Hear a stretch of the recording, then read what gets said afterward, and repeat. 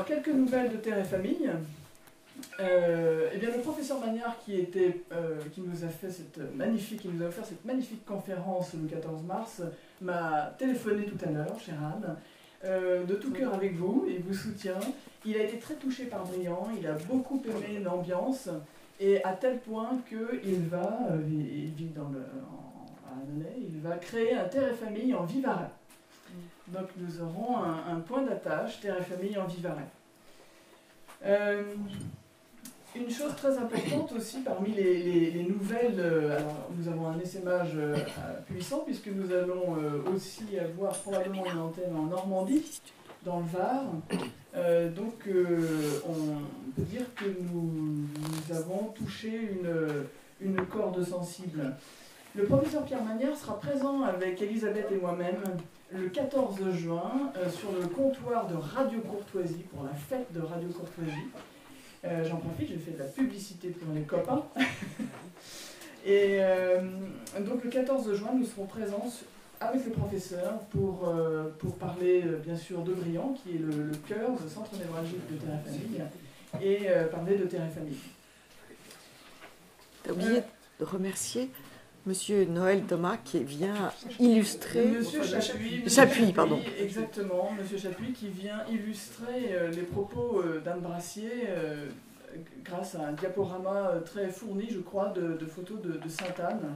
Nous avons la joie de découvrir ça aujourd'hui. Donc, dans les nouvelles, nous avons le prochain événement, le 14 juin, Béatrice Bourges, qui vient nous... Qu'est-ce que j'ai dit, moi? Excusez-moi. Merci beaucoup. C'est un travail d'équipe, finalement, c'est à la famille. Donc, le 5 juin, Béatrice Bourges vient nous donner une conférence sur l'enfant, le grand oublié de Loi Taubira. Mais le vendredi 5 juin est un vendredi précisément. Et c'est un premier vendredi du mois. Et comme certains le savent déjà, le premier vendredi du mois, à Briand, nous menons un chapelet. Nous menons un chapelet avec Madeleine, Daniel et Elisabeth qui n'est pas là aujourd'hui également. Nous menons ce chapelet, et ce chapelet, le vendredi 5 juin, sera dit en réparation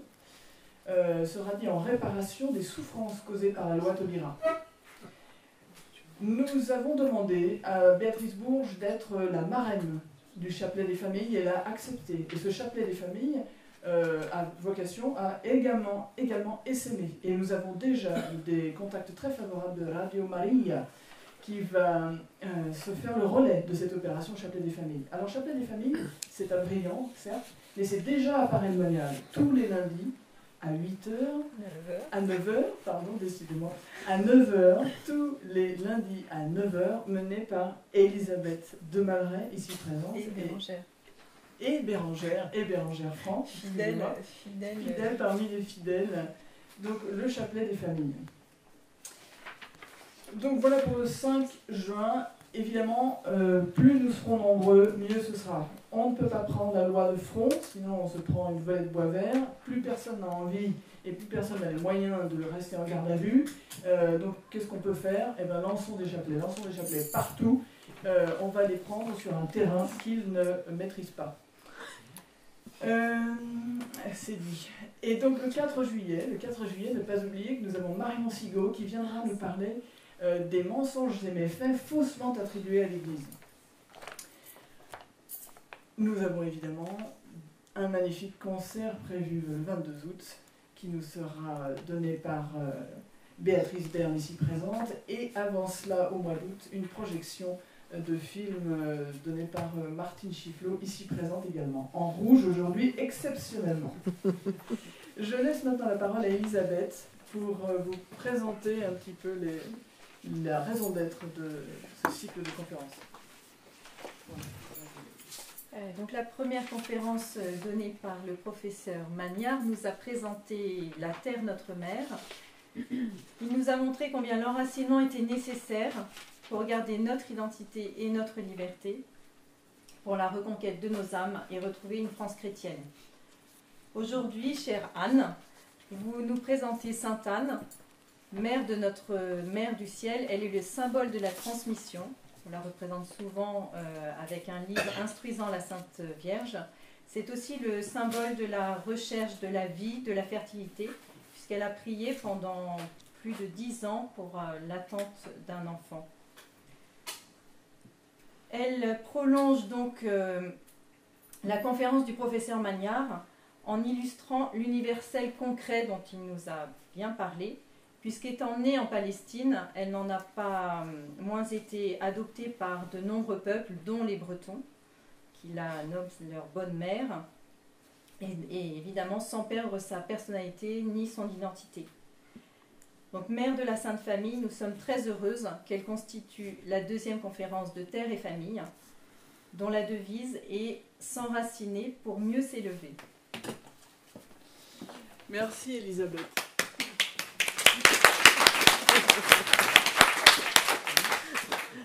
Parce que Anne étant invitée, ne peut plus faire la claque. Donc chère Anne, voilà, que dire? Que dire? Je dois faire votre éloge. C'était un moment que je ne croyais pas possible, mais si, c'est arrivé. Vous êtes titulaire d'une maîtrise de lettres moderne et avez été professeur de littérature dans l'enseignement secondaire. Vous avez aussi enseigné au Congo. Côte d'Ivoire. Côte d'Ivoire, pardon.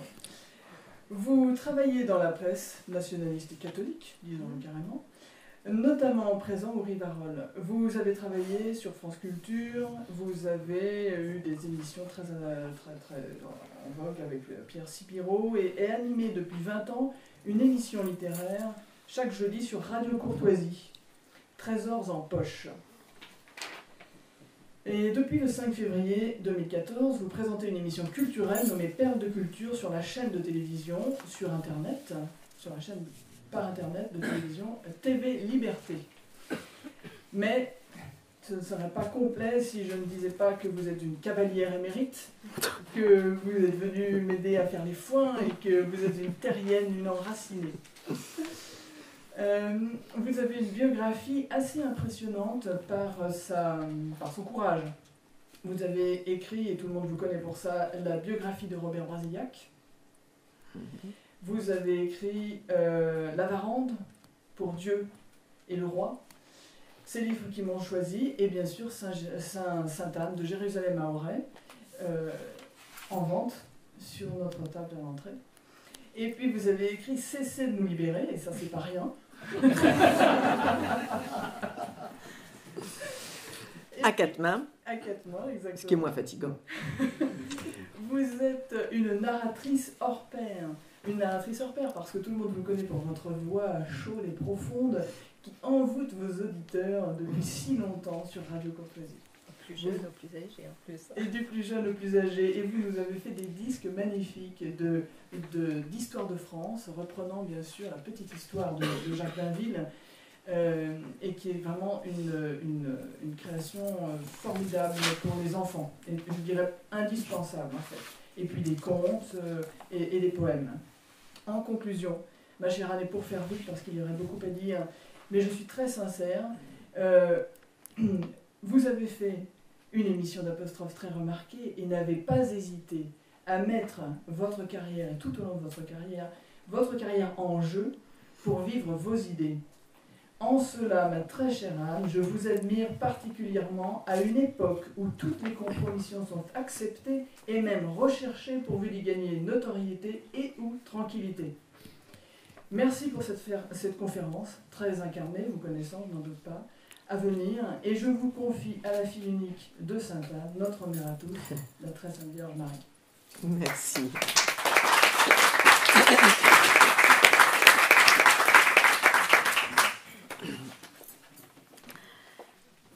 La Providence conduit nos actions, chers amis. La personne qui m'a invité à écrire ce livre, on n'écrit pas une vie de saint comme ça. Je n'aurais jamais pensé écrire une vie de saint. Cette personne fut Régine Pernoud. Et Régine Pernoud, c'était cette grande médiéviste, historienne, qui a anéanti la caricature d'un Moyen-Âge obscur. Or, Stéphanie Bignon et Elisabeth de Malray ont créé Terre et Famille pour retrouver cette lumière médiévale qui éclairait la vie quotidienne et faisait de notre pays un pays très chrétien. Il faut rappeler que la Sainte Vierge a bien eu une mère, et cette mère, eh bien, ce fut Sainte Anne.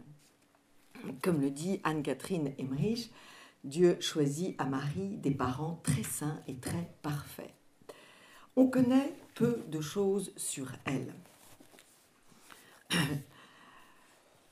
Dans notre religion catholique, il y a plusieurs sources d'enseignement, la Bible, l'Ancien et le Nouveau Testament, la tradition reconnue et les évangiles apocryphes, les proto-évangiles.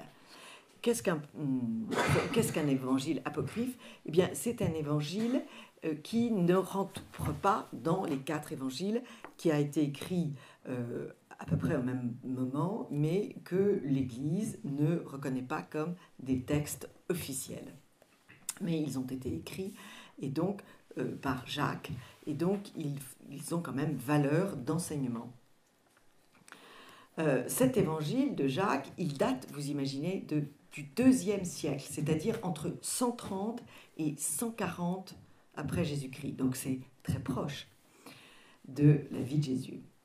Et cet évangile de Jacques raconte la naissance de Marie, sa présentation au temple par sainte Anne et Joachim, son mariage avec saint Joseph, l'annonciation et la visitation. Autre source de connaissance, la tradition. Ce n'est pas un gros mot, la tradition. C'est tout simplement ce qui se transmet de père en fils ou de mère en fille depuis des siècles. Et on ne se transmet pas le superflu, on se transmet l'essentiel, ce qui constitue le trésor d'une famille, d'un pays ou d'un groupe de fidèles. Et donc, de génération en génération, l'histoire se raconte, quelquefois un peu transformée, quelquefois embellie, mise au goût du jour. Mais c'est toujours la même histoire qui passe les siècles. Comme le souligne un historien breton de la Bretagne, le moine de la Borderie, il ne faut pas négliger l'importance de la tradition. Tous les grands critiques français, à commencer par Mabillon, les bénédictins, les bollandistes, ont admis l'autorité historique de la tradition, non sur le même pied que celle des documents contemporains, mais dans un rang encore très important. Il y a un autre livre très précieux pour connaître cette histoire, c'est un livre écrit par un moine italien au XIIIe siècle, qui nous parle de sainte Anne, c'est celui de Jacques de Voragine. Et ce livre s'appelle « La légende dorée ». Et ce titre est si joli que les plus âgés d'entre vous et d'entre nous, puisque moi je l'ai lu, se rappellent ce livre que Daniel Robs avait écrit qui s'appelait « La légende dorée de nos filleuls ». Et le titre latin, la légende, en fait c'est la traduction de legenda sanctorum, c'est-à-dire, legenda c'est un gérondif, ce qui doit être lu. C'est donc, ça n'a aucun rapport avec les contes et légendes. Legenda, c'est ce qui doit être lu, ce qui doit être connu de la vie des saints.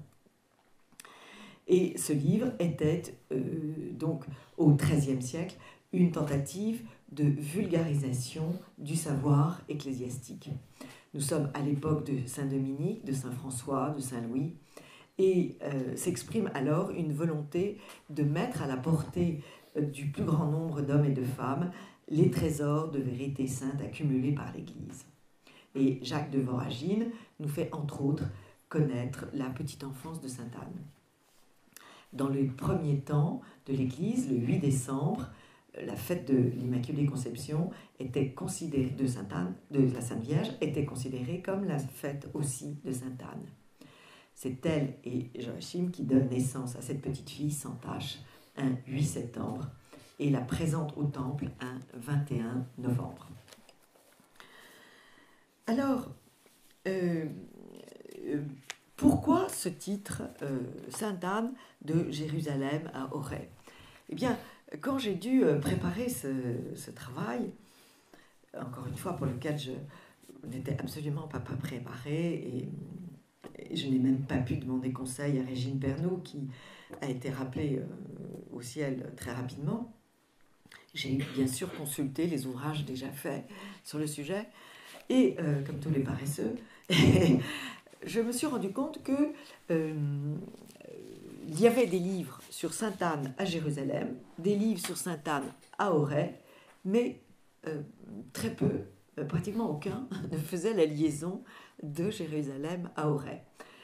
Ce qui me paraissait un peu étonnant parce que, bien sûr, c'était la même personne. C'était la même personne qui naît à Jérusalem et qui apparaît 16 siècles plus tard à Auray. Un homme s'est attaché à en savoir plus. C'est le père Charland, qui était un dominicain québécois qui vivait à Sainte-Anne-de-Beaupré. Sainte-Anne-de-Beaupré, c'est l'un des plus grands sites de pèlerinage de Sainte-Anne, après Auray, au Québec, avec une basilique énorme. Et il vit donc au début du siècle, et ce prêtre a eu une réaction très étonnante. Il a été choqué intellectuellement, que l'on puisse dire que le culte de Sainte Anne était une invention récente de la Contre-Réforme. Et il va passer sa vie à démontrer l'ancienneté de ce culte en voyageant. Parce qu'en fait, il avait probablement un peu de temps et un peu d'argent, et il a passé 10 ans à aller à Jérusalem et à remonter toute la côte jusqu'en Turquie, la Syrie, la Turquie, l'Italie, pour rechercher les traces du culte de Sainte Anne.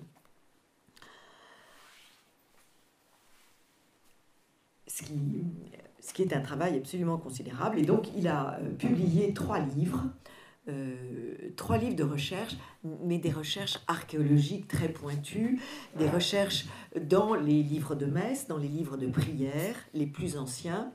Et c'est lui qui a trouvé cette très belle reproduction qui est ce qu'on appelle un ménologue, c'est-à-dire que c'était un calendrier avec des vies de saints. Ce qui est très, très joli dans ce calendrier, c'est que c'est la rencontre de Sainte Anne et de Saint Joachim à la porte dorée, et ils sont si heureux de se retrouver que vous voyez, ils courent. Vous voyez, ils sont sur la pointe des pieds, tous les deux. Alors, je trouve ça très joli parce que c'est bien sûr le symbole de cet amour qui a beaucoup souffert puisque Sainte Anne et Saint Joachim sont mariés et que les enfants ne viennent pas. Or, c'est une tristesse personnelle, c'est une souffrance personnelle, mais c'est aussi une souffrance publique parce que chez les Juifs de ce temps, et toujours d'ailleurs aujourd'hui, ne pas avoir d'enfants est une malédiction, ce qui est très fort. C'est une malédiction puisque de votre famille ne pourra pas naître le Messie, puisqu'ils attendent le Messie. Et donc, Sainte Anne et Saint Joachim sont exclus du temple, ce qui est une souffrance encore plus grande.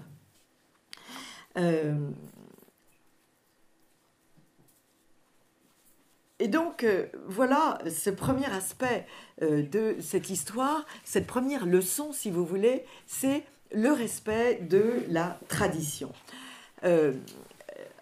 On peut dire, et ça c'est un autre grand spécialiste de Sainte Anne qui le dit, c'est un homme qui s'appelle Émile Ray, pour nous démontrer ce que c'est qu'une tradition et la véracité d'une tradition, il prend un exemple dans la vie historique de l'Italie. C'est la tradition millénaire du lac Nemi. Les gens du pays racontaient de père en fils qu'un jour, l'empereur Caracalla donna une magnifique fête nautique dans l'un des cratères remplis d'eau des monts d'Albin. Imaginez la pièce d'eau en bas de Briand, là. Une grande fête nautique au cours de laquelle les galères sombrèrent. Et depuis ce jour, le souvenir de ce fait s'était perpétué. On pensait à une légende lorsque, 16 siècles plus tard, un baigneur ramena d'une plongée profonde une esquille, un petit bout de bois, qui ressemblait à un vieux morceau de bateau moisi dans la base, mais néanmoins encore existant. On n'y pensait plus quand, sur cette simple indication, Mussolini fit assécher le lac pour retrouver les restes des fameuses galères. Et on les retrouva. Cela en 1930. C'est un exemple très joli de ces choses qui restent donc dans les familles ou dans les pays, dont certains disent qu'ils n'ont aucune vérité. En réalité, si, on assèche le lac et on retrouve les galères.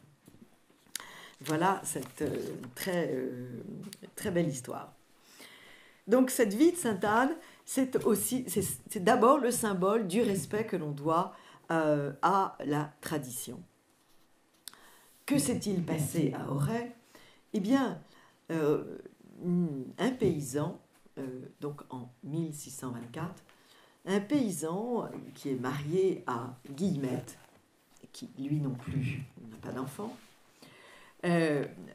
trace ses sillons avec sa charrue et ses bœufs, et il va avoir des apparitions. Ces apparitions, tout de suite, vont le marquer. Il est très chrétien, il est très simple, il n'a pas d'instruction, mais il comprend très vite qu'il se passe quelque chose. Une nuit, début 1623, il est réveillé par une immense clarté qui semble provenir d'un cierge porté par une main. Le temps de dire 2 pater et 2 ave et la clarté s'éteint. 6 semaines plus tard, après le coucher du soleil, au champ du Bosséno, le même cierge apparaît, diffusant une grande clarté. Et pendant 18 mois, Nicolazic rentrera chez lui le soir, souvent accompagné de cette main portant un cierge allumé et insensible au vent breton. Son beau-frère voit parfois la même chose et l'interroge. Mais Nicolazic ne sait répondre. Un soir d'été, ils vont chacun séparément rechercher les bœufs restés sur le champ du Bosséno. Et en passant devant une fontaine qui servait d'abreuvoir, les bœufs s'arrêtent. Et les 2 hommes aperçoivent au-dessus une femme tenant en sa main un flambeau. Ils s'enfuient en courant, puis reviennent, mais la dame est partie. Elle reviendra souvent sur les chemins, à la maison, dans la grange. Et il n'en peut plus, Nicolazic, et il va confier son secret à un capucin d'Auray. Est-ce le diable et son train? Ils conviennent tous les deux que c'est peut-être l'âme de sa mère, morte depuis 3 ans et qui erre en peine et vient demander des prières. Nicolazic s'en va prier en la chapelle du Saint-Esprit et devant l'hôtel de Saint-Yves à Auray, devant Saint-Cadeau, Reclus, Saint-Avoie, Saint-Germain, pour le soulagement des âmes en peine. Mais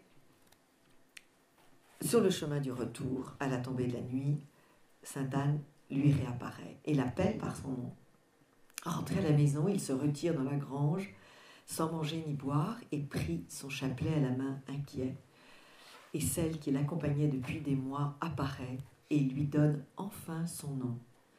Yves Nicolazic, ne craignez rien, je suis Anne, mère de Marie. Dites à votre recteur que dans la pièce de terre appelée le Bosséno, il y a eu autrefois, avant tout village, une chapelle dédiée à mon nom, la première que les Bretons eussent bâtie en mon honneur. Il y a 925 ans et 6 mois qu'elle est ruinée. Je désire qu'elle soit rebâtie au plus tôt et que vous en preniez soin. Dieu veut que j'y sois honorée. Et Sainte-Anne va réapparaître très souvent parce que Nicolazic est perdu. Nicolazic est inquiet. Nicolazic se dit « on va me prendre pour fou », ce qui ne manqua pas d'arriver. Nicolazic n'a pas un sou. Comment construire une chapelle sans un sou? Mais Sainte-Anne lui répond « ne vous mettez pas en peine, mon beau Nicolazic, je vous donnerai de quoi commencer l'ouvrage et jamais rien ne manquera pour l'accomplir. Je vous assure que Dieu y étant bien servi, je fournirai abondamment ce qui sera nécessaire, non seulement pour l'achever, mais aussi pour faire bien d'autres choses au grand étonnement de tout le monde. Ne craignez pas de l'entreprendre au plus tôt. Et ce qui est étonnant, c'est que Nicolazic va rentrer un soir chez lui et sur sa table de nuit, il va trouver de l'argent. Voilà ce qui se passe dans cette toute petite ville de ce Kerana. Et Kerana, ce village, en breton, c'est le village d'Anne.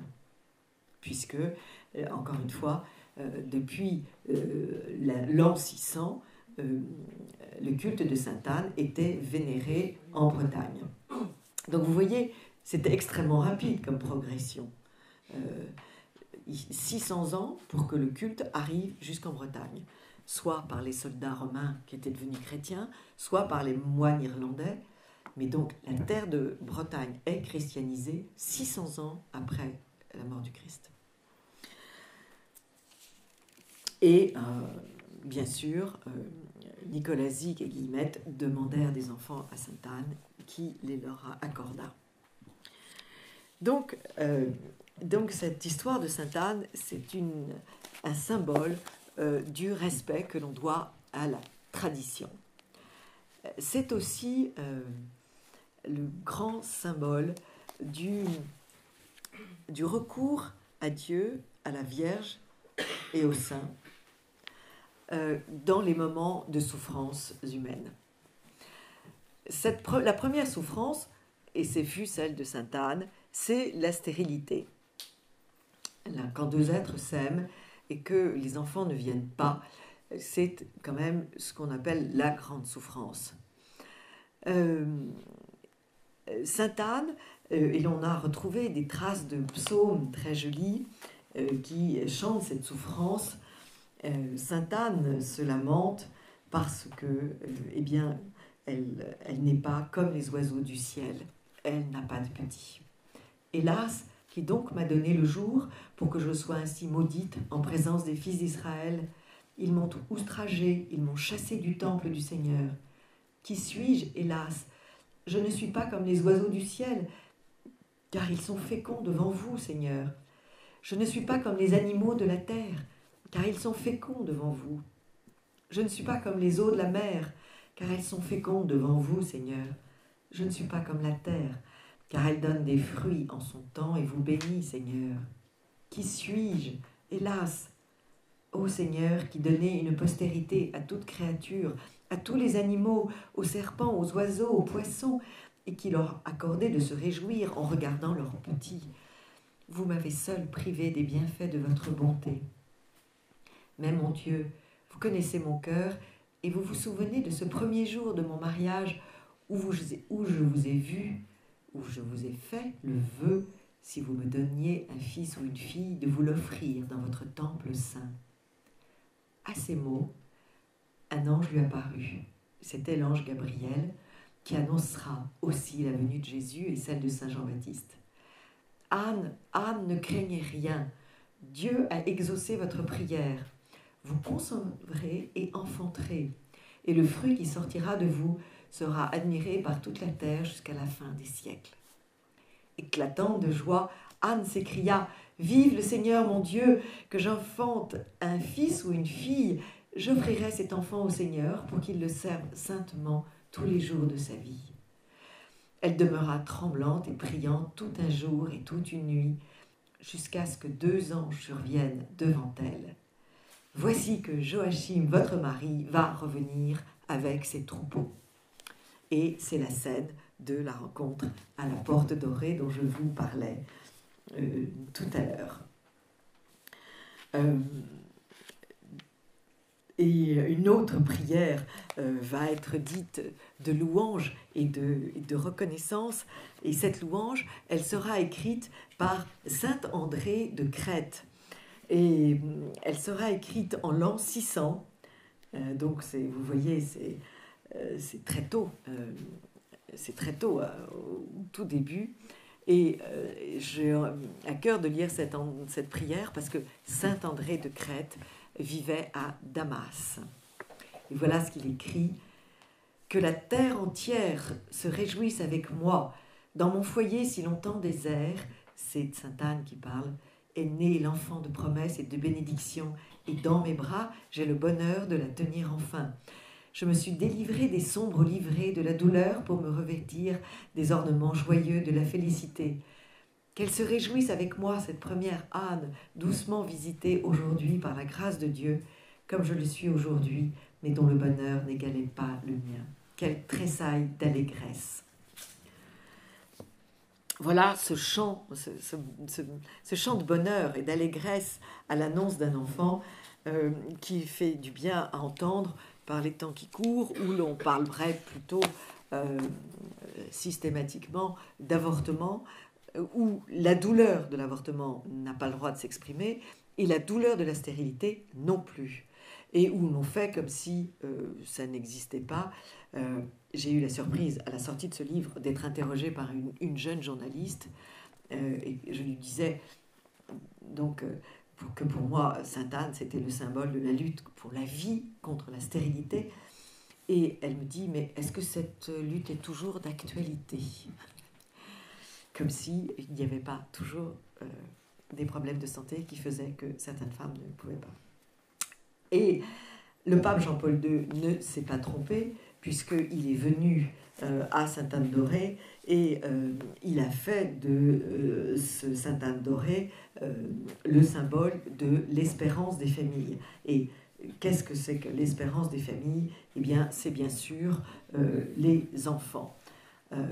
Jean-Paul II a tenu des propos extrêmement beaux sur les parents, disant que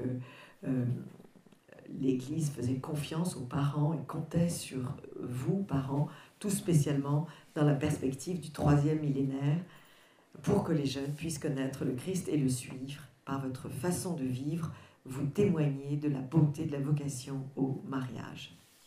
La relation conjugale se fonde avant tout sur l'engagement définitif, clairement voulu, sur l'alliance et sur le don qui passe par la fidélité.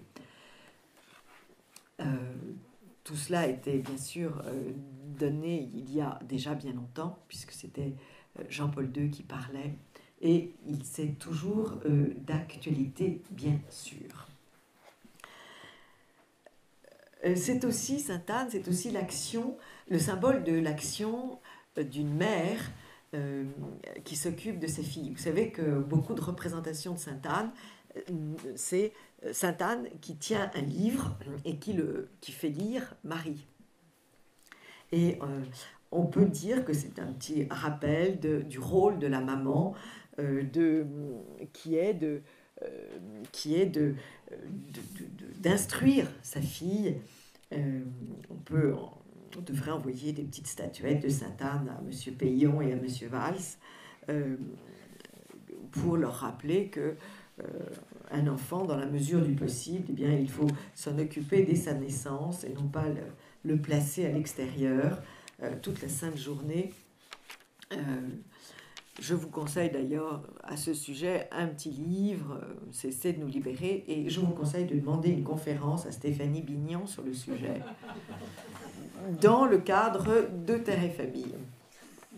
Les conséquences du forcing des hommes politiques pour augmenter le produit national brut et le forcing des féministes pour se libérer d'un devoir qui est sacré et de se libérer d'un bonheur qui est quand même parfait, c'est l'un des grands bonheurs sur la Terre. Ces conséquences sont extrêmement lourdes pour une société, c'est ce que nous démontrons dans ce petit livre. Alors après ce symbole de la lutte pour la vie, pour les familles, encore une fois, contre le refus de la stérilité, le refus d'une société stérile, eh bien, Sainte Anne, c'est aussi le symbole du recours à Dieu, à la Vierge et à ses saints dans les grands dangers. C'est l'une des premières saintes qui a été invoquée par les soldats en grand danger et par les marins. Les soldats du fond de leurs tranchées et les soldats bretons, puisque la République a envoyé en majorité, en première ligne, au front, des soldats bretons. Ces soldats, du fond de leurs tranchées, appelaient au secours Sainte-Anne. Et leur mère, qui priait pour le retour de leur fils ou de leur mari, se rendait à Sainte-Anne pour demander le retour du père et du fils. Et quand ils sont revenus, et quand ils revenaient, eh bien, c'était des chants d'action de grâce. Et le musée de Sainte-Anne-d'Auray est plein d'ex-voto et de plaques de remerciements. Qu'est-ce que c'est qu'un ex-voto? Eh bien, c'est la manifestation d'un vœu que fait le marin ou le soldat qui prie la Vierge et qui lui demande, qui lui dit Sainte Anne ou la Vierge, si vous me sauvez, je vous promets un pèlerinage, je vous promets une visite, je vous promets de financer une chapelle, je vous promets. Et c'est d'assez belles histoires. Les histoires de marins qui sauvent Sainte-Anne sont absolument magnifiques. Vous connaissez bien sûr le lien des Bretons avec la mer. Et il y a un petit livre qui s'appelle Sainte-Anne et les marins qui raconte des histoires extraordinaires. En mai 1886, le brick goélette Petit Joseph de Vannes faisait route vers Saint-Pierre-et-Miquelon avec une cargaison de sel. Pendant 35 heures, enveloppés dans la brume, ils naviguèrent parmi les brisants, cornant et sonnant la cloche d'alarme. Le capitaine désespérait de sauver le navire et les hommes avaient déjà mis la chaloupe à la mer. Mais Gildas Stéphanie refusa d'embarquer, descendit dans la chambre, se voit à Sainte-Anne et promit la seule pièce de 20 francs qu'il avait à bord. Au même moment, il entendit crier « Une femme dans la grand-voile !» Après avoir écrit son vœu et mis de côté la pièce, il remonta sur la dunette et reconnut, dessinée par l'humidité sur la toile sèche, l'image de Sainte-Anne. Chacun reprit son poste et une éclaircie permit de reconnaître l'île Buron et de gagner Saint-Pierre au moment où se détachait une violente tempête. On doit remarquer l'honnêteté du marin breton qui ne fait pas de vœux en l'air. Il tient sa pièce si durement gagnée et la promet. Une autre intervention de Sainte-Anne sauve un équipage. La Fleur de Lys de Brest revenait de Lisbonne avec aussi un chargement de sel. Le 8 mai 1631, elle fut prise en chasse par un corsaire turc et bientôt rejointe. Déjà, le pirate se préparait à l'abordage. Les hommes de l'équipage se mirent en prière, réclamèrent unanimement Sainte-Anne et promirent de visiter sa chapelle proche d'Auray. Ils n'eurent pas plutôt fait le vœu que le grand mât du vaisseau ennemi se brisa au-dessus de la hune et grâce à cet accident, ils purent lui échapper. Souvent aussi, le marin tient à faire son pèlerinage dans le costume qu'il portait au moment de faire vœu. C'est le cas de Joseph Padelec. Le 23 mars 1881, il se trouvait en pêche à 6 ou 7 milles de Groix. Une vague de fond chavira son bateau, précipitant tout l'équipage à la mer. « Sainte-Anne, ayez pitié de nous !» cria le patron. Puis, apercevant ces hommes autour de lui, « Courage, mes enfants, vouons-nous à Sainte-Anne et nous irons la remercier habillés comme nous sommes. » Le dimanche suivant, les 8 matelots priaient devant l'autel de Sainte-Anne en pantalons et vareuses de toile, les uns pieds nus, les autres chaussés de bottes. Cette petite prière des marins évoque parfaitement cette confiance totale des marins en Sainte-Anne. Soutient dans la tourmente des pauvres matelots, sauve la barque errante de la fureur des flots. Voilà, des histoires comme ça, il y en a à l'infini, elles sont toutes très belles et elles traduisent toutes cette dévotion des marins bretons à Sainte-Anne.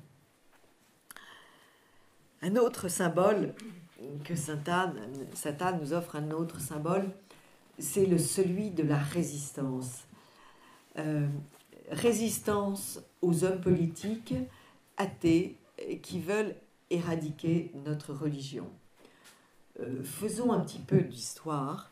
À la Révolution, tout de suite, la Bretagne fut visée puisque la Bretagne était très chrétienne. Et tout de suite, les chrétiens bretons ont résisté de façon extrêmement vigoureuse.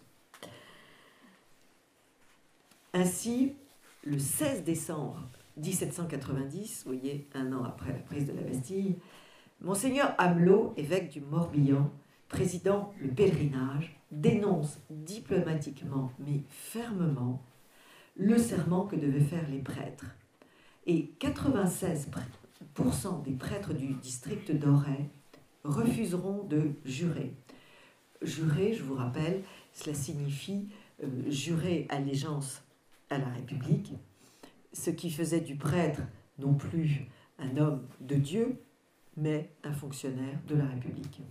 Ce qui fait tout de même un peu désordre. Des clubs d'opinion naissent dans les villes, comme celui des Amis de la Constitution à Lorient, avec comme unique but faire cesser les rassemblements de Sainte-Anne et éloigner la congrégation des Carmes. Donc, si vous voulez, c'est liberté, égalité et fraternité, mais pas tout de même pour tout le monde. Le 26 juillet 1792, avec un goût parfait de la provocation, les révolutionnaires se réunissent à Sainte-Anne pour y donner un spectacle patriotique, citoyen. J'insiste sur les thèmes parce que 2 siècles plus tard, pas grand-chose n'a changé. Cette attraction, ce spectacle patriotique, c'était l'attraction principale, c'était la plantation d'un arbre de la liberté. Les révolutionnaires inaugurèrent bien sûr les grandes brûleries où l'on faisait un bûcher de tout ce qui symbolisait la royauté et la religion. Vous le savez, à Paris, les prêtres assermentés sont massacrés et en Bretagne, ils sont déportés. En 1792, il n'y a plus un seul carme à Sainte-Anne-d'Auray et la terreur s'installe. Et ce qu'il y a de très amusant, c'est les termes des hommes politiques de l'époque. Pour mieux assurer la sûreté et la tranquillité publique, fermez les guillemets, le directoire ordonne la fermeture de la chapelle de Sainte-Anne. Vous le voyez, donc, les pèlerins de Sainte-Anne sont considérés comme faisant une atteinte à la sûreté publique. La statue est emportée et brûlée à Vannes. Un habitant parvient à sauver du feu un fragment qui sera enchâssé dans le socle de la statue actuelle. Et le 16 décembre 1794, la chapelle est saccagée, autel, ex-voto, rien n'est épargné, toujours au nom de la tranquillité et de la sécurité. Comme vous le savez, 2 siècles plus tard, en 1900, fin du 19e siècle, début du 20e siècle, la République réattaque l'Église pour ces fameuses lois des inventaires, pour l'expulsion des congrégations et pour la loi de séparation de l'Église et de l'État. Et là encore, les Bretons ne vont pas du tout apprécier que l'on rentre dans le sanctuaire de Sainte-Anne-d'Auray et que l'on vienne, prendre leur calice. Ils ont donné beaucoup et ils ne veulent pas que la République prenne. Les chrétiens vont se rassembler et ils vont faire opposition aux soldats de la République pour les empêcher de rentrer. Et ce qu'il y a de très étonnant, c'est que il va y avoir on va envoyer des armées considérables pour faire dégager ces troupes. Et en réalité, ils arrêteront parce qu'ils comprendront que, qu'on ne peut absolument pas, voilà ce que disait les Bleus baissent les bras, jamais, se lamentent-ils, les municipaux ne parviendront, même au péril de leur vie, à soustraire ce lieu au fanatisme. On a beau fermer les portes, elles s'ouvrent toujours. On irait jusqu'à les maçonner, le peuple continuerait à venir ici. Qu'on réduise la chapelle en cendres, la place sera toujours fréquentée. Bien sûr, ça c'est moi qui ajoute, Sainte-Anne régnait en ces lieux depuis près de 8 siècles. Et les pauvres révolutionnaires ignoraient que les royautés divines sont infiniment plus solides que les royaumes humains. Voilà, et alors la dernière attaque, elle est beaucoup plus récente. Pour faire ce livre, bien sûr, je suis allée à Auray. J'avais été en pèlerinage à Auray étant petite fille avec mes parents. Et j'avais vu le Campo Santo. Le Campo Santo, c'est un grand, immense rectangle entouré de murs sur lequel sont inscrits le nom des soldats morts pour la guerre de 14, les soldats bretons. Et les Bretons avaient mis un chemin de croix, les 14 stations du chemin de croix, ce qui était parfaitement approprié puisque ces pauvres soldats ont vécu un calvaire. Eh bien, récemment, j'ai reçu une lettre de quelqu'un qui avait lu mon livre et qui commence ainsi. Madame, il faut mettre à jour votre livre. Les stations du chemin de croix ont été retirées pour cause de laïcité. Alors, le problème, c'est que ça a été fait là, en catimini, et qu'il n'y a pas eu les réactions qu'il y avait eu au début du siècle. Donc, je ne sais pas s'il ne faut pas entreprendre une manifestation pour exiger le retour du chemin de croix. Alors l'évêque du lieu a mis ce chemin de croix sur un terrain qui lui appartenait en propre. Mais c'est tout de même très exagéré puisque tout le terrain de la basilique d'Auray devrait être considéré comme sacré et donc ne relevant pas de la municipalité ni du gouvernement de la République. Voilà. En tout cas, bonne nouvelle, et ça sera ma conclusion, les ex-voto continuent d'arriver. Ça, c'est toujours ce message de ce lecteur. Les ex-voto continuent d'arriver chaque semaine au musée.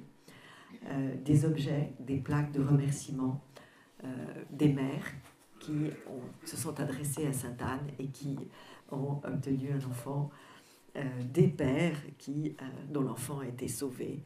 Tous ces petits miracles aussi discrets, tous ces bienfaits, parce qu'il n'y a pas que les miracles gigantesques, il y a aussi, et ça c'est un prêtre du sanctuaire qui le dit, tous ces petits bienfaits difficilement quantifiables, combien d'injures oubliées, de rancunes ensevelies, de larcins restitués, de libertinages corrigés, de querelles accordées, combien d'usures réparées, de faux contrats mis à néant, d'ivrogneries corrigées.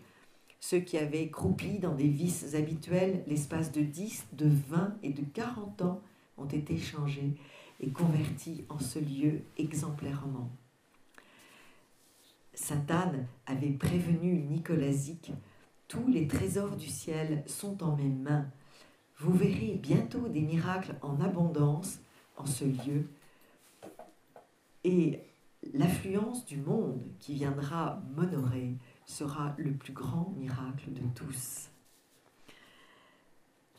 Je crois que ce miracle de la persistance, de la présence de ces pèlerins, le lieu de pèlerinage d'Auray est un des plus grands lieux de pèlerinage. Je crois qu'il est extrêmement important. Et je terminerai sur cette plaque qui a été apposée en 1994 d'une femme, d'une grand-mère. « Je remercie Sainte-Anne pour toutes les grâces obtenues et je lui confie mes enfants et mes petits-enfants. Nous vivons un siècle si troublé, rien n'est solide, ni la foi, ni les foyers. Que Sainte-Anne veille sur nous. » Je vous remercie.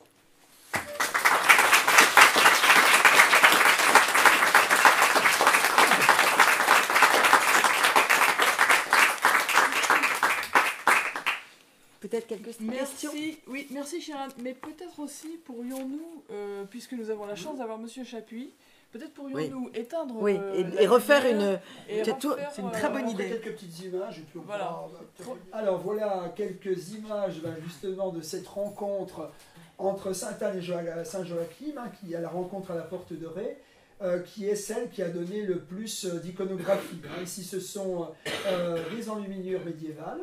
Et puis donc, toujours le même peintre, le même cycle dans la cathédrale de Troyes. Et bien, je ne sais pas, ça j'ai trouvé, je ne peux pas vous le dire, je crois que c'est comment dire, comme ça arrive souvent, je crois que l'auteur est anonyme.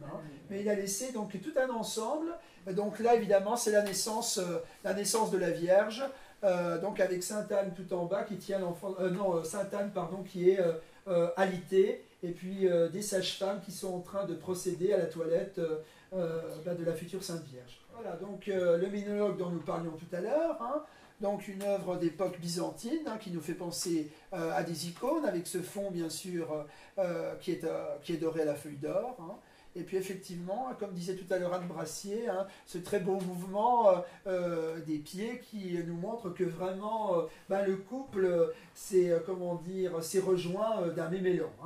Voilà donc là, toujours dans le même cycle de la chapelle de Scrovegni à Padoue, là vous avez donc effectivement l'embrassade d'Anne et de Joachim.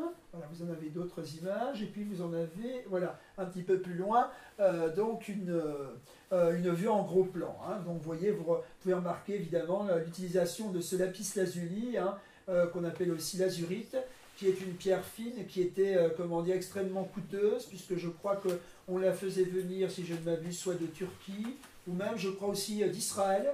Alors, non seulement elle coûtait déjà cher à faire venir, mais il y avait aussi énormément de travail, parce qu'il fallait, je crois, la piler, et c'était vraiment un travail énorme que de concasser cette pierre pour arriver à obtenir la bonne texture pour en obtenir des pigments. Je signale que c'était utilisé non seulement pour les fresques, ce lapis lazuli, mais aussi dans les miniatures. Vous connaissez peut-être les traits régisseurs du duc de Berry. Les traits régisseurs du duc de Berry, tout ce beau bleu est obtenu à partir de lapis lazuli. Voilà donc un très beau tableau, puisque j'avais fait une conférence il n'y a pas très longtemps à Génat sur le maître de Moulins. Je ne sais pas si vous connaissez le maître de Moulins. On lui doit le fameux triptyque qui est dans la cathédrale de Moulins. On pense l'avoir identifié avec Jean Hay. Donc c'est un panneau qui est à National Gallery, qui a l'intérêt, l'originalité de représenter, donc évidemment, notre rencontre à la porte de Ré, et puis à côté de représenter Charlemagne, qui à un moment donné a failli un petit peu devenir un saint. Alors je me posais justement la question, pourquoi avoir placé Charlemagne, ici presque comme un saint, à côté de cette rencontre? Alors j'ai regardé un peu, est-ce que c'est tout simplement, certainement le maître de Moulins, dit Jean Hay, devait avoir sous la main une version de la légende dorée, parce que assez curieusement, effectivement, on vous parle de Charlemagne, et puis de Sainte-Anne, c'est presque un petit peu dans le même coin. Et ça pourrait être aussi. Oui, peut-être j'ai une la réponse référence à votre question. Je n'en ai pas parlé parce que je ne peux pas tout dire, mais les restes de Sainte-Anne, des restes de Sainte-Anne auraient été retrouvés à Apt par des soldats de l'armée de Charlemagne, en présence de Charlemagne. Quand les chrétiens fuient Jérusalem, puisque après la mort du Christ, les persécutions commencent à Jérusalem, donc beaucoup partent. Les saintes femmes qui arrivent à Sainte-Marie de la Mer ont emporté, dit-on, c'est la tradition qui parle, sans doute des restes de Sainte-Anne. Et ces restes étaient enterrés à Marseille. Mais comme vous le savez, Marseille va être envahie par des populations d'outre-Méditerranée. Et donc, l'évêque suisse va vouloir protéger ces reliques et il les porte à Apt. Et à Apt, elles vont être enfouies et cachées dans la cathédrale. Passe des dizaines d'années plus tard l'armée de Charlemagne, action de grâce dans l'église, et là, il y a un enfant très gravement malade, qui ne communique avec personne, le fils du parent de Cazeneuve, probablement un ancêtre de notre ministre aujourd'hui. Ce fils est pris de tremblement et retrouve la parole et demande à ce qu'on creuse parce qu'il y a là les restes de Sainte-Anne. Et en effet, on va trouver un voile et on va tout de suite dire c'est le voile de Sainte-Anne. Quelques années passent, mais donc le voile va être mis en valeur et tout de suite un pèlerinage va s'instaurer à Apt. Il y aura même un berceau qui va être mis avec un enfant dedans et les femmes stériles de toute la France, les reines de France vont venir pousser ce berceau et toucher cet enfant pour combattre leur stérilité avec l'aide de Sainte-Anne. On s'apercevra plus tard que ce voile, en fait, est un voile qui vient bien du Moyen-Orient, qui vient bien de Palestine, mais il a appartenu à un grand seigneur arabe. Il y a une inscription arabe et il a été rapporté par un chevalier chrétien. Voilà pourquoi il y a Charlemagne ici. Merci. Il y a d'autres tableaux extraordinaires que M. Chaput n'a pas eu le temps de nous montrer, mais je suis sûre qu'elles sont dans sa boîte. C'est la présentation de la Vierge au Temple.